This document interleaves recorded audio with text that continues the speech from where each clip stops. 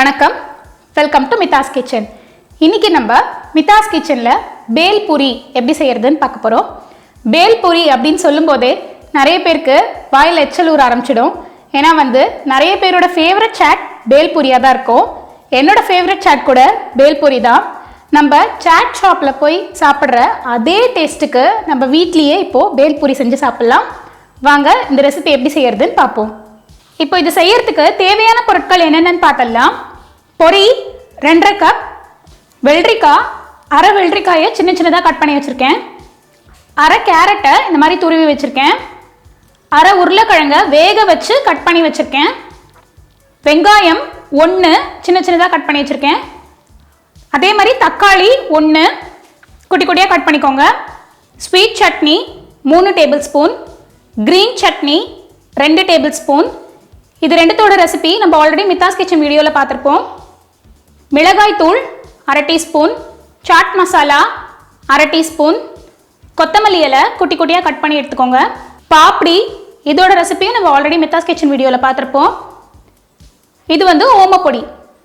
இப்போது இந்த பேல் பூரி செய்யறதுக்கு தேவையான பொருட்கள் என்னென்னு பார்த்தாச்சு. இப்போ இந்த பேல் பூரியை நம்ம கலக்க ஆரம்பிச்சிடலாம். நான் சொன்ன இன்க்ரீடியன்ஸ் தான் இதில் யூஸ் பண்ணணும்னு அவசியம் கிடையாது. நீங்கள் உங்கள் விருப்பத்துக்கு ஏற்ற மாதிரி இன்க்ரீடியன்ஸை மாற்றிக்கலாம். இது என்னோட வேரியேஷன் ஆஃப் பேல் பூரி.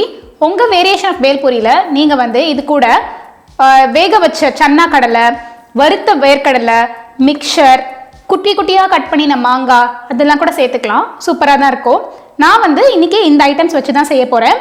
நீங்கள் நான் சொன்ன ஐட்டம்ஸில் உங்களுக்கு எதான பிடிக்கல அப்படின்னா கூட அதை கூட நீங்கள் அவாய்ட் பண்ணிவிட்டு உங்களுக்கு பிடிச்ச இன்க்ரீடியன்ஸ் மட்டும் கலந்து கூட நீங்கள் யூஸ் பண்ணிக்கலாம். பேல் பூரிங்கிறது நம்மளோட வேரியேஷன் தான். பட் அதோட மெயின் இன்க்ரீடியன்ஸ் என்னன்னு பார்த்தீங்கன்னா அந்த ஸ்வீட் சாஸ் அண்ட் அந்த க்ரீன் சட்னி, அதுதான் ரொம்ப முக்கியம்.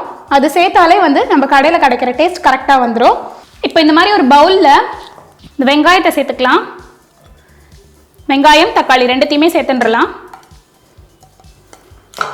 வெள்ளரிக்காய், உருளைக்கிழங்கு, கேரட், இது எல்லாமே நான் ஒரு அப்ராக்சிமேட் அளவு தான் சொல்லியிருப்பேன். நீங்கள் உங்கள் இஷ்டத்துக்கு ஏற்ற மாதிரி இந்த அளவெல்லாம் நீங்கள் மாற்றிக்கலாம், ஒன்றும் பிரச்சனை இல்லை.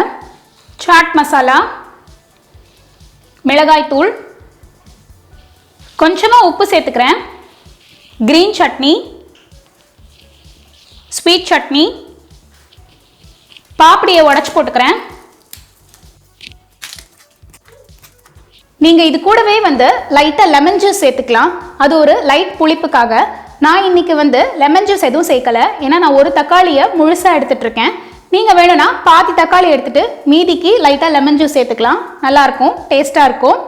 அப்புறம் இந்த பாப்படியும் மிஸ் பண்ணிடாதீங்க. பாப்படி சேர்த்திங்கன்னா அந்த பேல் பூரியில் நீங்கள் அதை சாப்பிடும்போது இந்த ஒரு க்ரன்ச்னஸோட செம்ம டேஸ்ட்டாக இருக்கும். நம்ம எப்படி சூப்பில் ப்ரெட்டு போட்டு சாப்பிடுவோமோ அதே மாதிரி பேல் பூரியில் நீங்கள் இந்த பாப்படி போட்டு சாப்பிட்டீங்கன்னா ரொம்ப டேஸ்ட்டாக இருக்கும். அதுக்காக தான் இந்த பாப்படி சேர்த்துக்கோங்கன்னு சொல்கிறேன். இது எல்லாத்தையும் ஃபர்ஸ்ட் நம்ம நல்லா கலந்து விட்டுக்கலாம். அப்புறமா கடைசியில் பொரி சேர்த்துக்கலாம். இந்த மாதிரி நல்லா கலந்ததும் இப்போ நம்ம பொரி சேர்த்துடலாம். 2.5 கப் கிட்ட பொரி. இதுவும் உங்கள் விருப்பத்துக்கு ஏற்ற மாதிரி நீங்கள் சேர்த்துக்கலாம். எல்லாமே உங்களோட டேஸ்ட்டுக்கு ஏற்ற மாதிரி நீங்கள் வேரியேட் பண்ணிக்கோங்க. இதை டேஸ்ட் பண்ணி பார்த்துட்டு உங்களுக்கு இன்னும் கொஞ்சம் ஸ்வீட் சட்னி, கார சட்னிலாம் தேவைப்பட்டா அதை எக்ஸ்ட்ராவாக சேர்த்துக்கோங்க. கொத்தமல்லி இலை சேர்த்துடலாம். அப்புறம் இந்த சேவ் சேர்த்துட்டு மிக்ஸ் பண்ணி விட்டுருங்க. இப்போ நம்ம இதை ஒரு தட்டில் அரேஞ்ச் பண்ணிடலாம். இதுக்கு மேலே இந்த ஓமப்பொடி போட்டுடலாம். ஓமப்பொடியில் தாராளமாகவே போடுங்க, அப்போ தான் நல்லாயிருக்கும். அப்புறமா கொத்தமல்லி இலை. அவ்வளோதான், நம்மளோட பேல் பூரி சூப்பராக ரெடி ஆயிடுச்சு. இதை நீங்கள் எப்போ சாப்பிட போகிறீங்களோ, அதாவது எப்போ சர்வ் பண்ண போகிறீங்களோ அப்போ மிக்ஸ் பண்ணிக்கோங்க.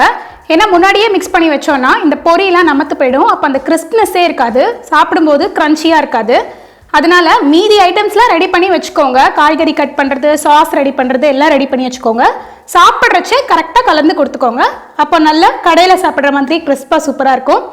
இந்த ரெசிபி உங்கள் வீட்டில் நீங்கள் ட்ரை பண்ணி பாருங்கள். என்னோட ரெசிபிஸ் உங்களுக்கு பிடிச்சிருந்ததுன்னா மறக்காமல் மித்தாஸ் கிச்சனுக்கு சப்ஸ்கிரைப் பண்ணுங்கள். தேங்க்யூ.